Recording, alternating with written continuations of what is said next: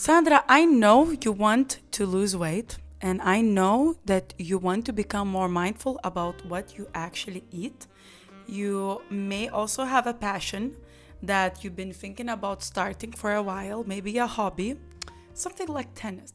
You also have been thinking about a project that didn't leave your mind, and you know the kind of man you actually want. Yet somehow you keep not doing the things you keep saying you want.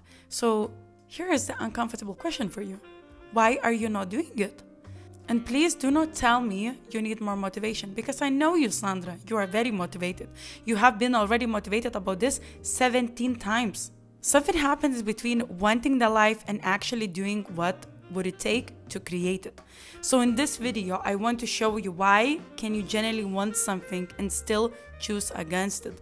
Why your old life keeps pulling you back, and one question that can turn your desire into action. Basically, you turn your life upside down. The most important foundation for you to understand is that you do not have desire problem. Let's start with food. Sandra wants to lose some weight and become more mindful about what she is consuming. And Sandra knows what to do. And this is very important because we love pretending we need more information, more courses, more things to know before we actually take action. Maybe another podcast, another meal prep, or another video to explain how protein counts. Sandra, you already know what an egg is. The information has already arrived. The interesting part happens at 8:47 p.m. Dinner was 2 hours ago. You're not particularly hungry, but you suddenly are standing in a kitchen and looking for something. There is a dialogue running in your mind that you just want something to snack, and you still want the result at the same time. You want beautiful and fit, healthy body. So the old behavior simply became more comfortable than the future result is in that moment. So what happens?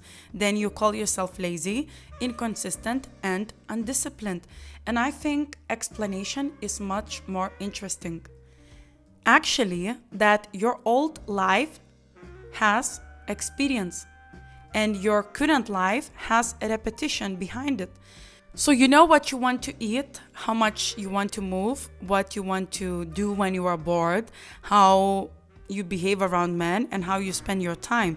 Then you introduce a desire. I want something different.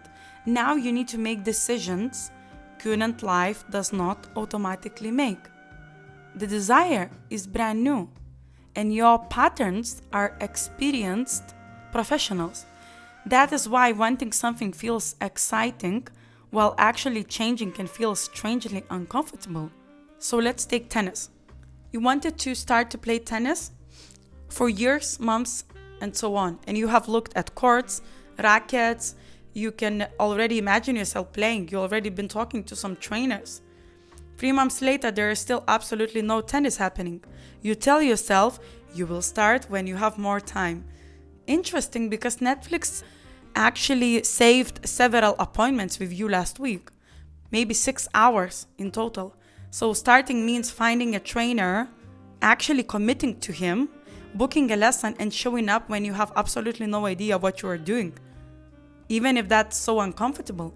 Then you discover that the 8-year-old next to you has a significantly better backhand. So wanting to play tennis feels exciting, while being a beginner can feel very humbling. Like you're gonna have to put this strong woman backwards. It can also feel like taking 1 step ahead and 2 backwards. We imagine ourselves already having the result. We conveniently skip the awkward middle where we have to learn how to live it, how to be best in that result. Sandra, you wanted to make better food choices. How did you end up in military training? Or you want to start a project? Now apparently you need a website, business plan, strategy, or 5-year projection. You need to know every step you're gonna do next. But you have not done the most important thing yet. Instead of asking what the next move is, you ask how to transform your entire life by Tuesday, like how to change everything. But everything doesn't change in one day. The same happens with men. You want a confident, consistent, ambitious man whose life you actually respect, and then you realize that wanting that man requires something from you too. You cannot spend 6 months convincing an inconsistent man to become consistent while calling consistency your standard. You have to stop entertaining a man who you already know you do not want. You have to risk saying no without knowing who comes next or what the reaction this will evoke. You have to let a man show you who he really is instead of letting him pass your test. Sometimes getting what you want requires you to stop participating in what you do not want.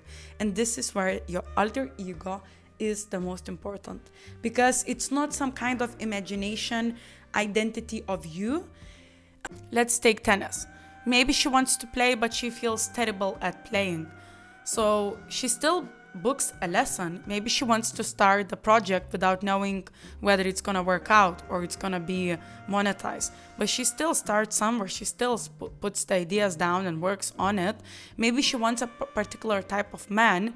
She simply the first step stops abandoning her own desires every time following them becomes inconvenient in that relationship she's in.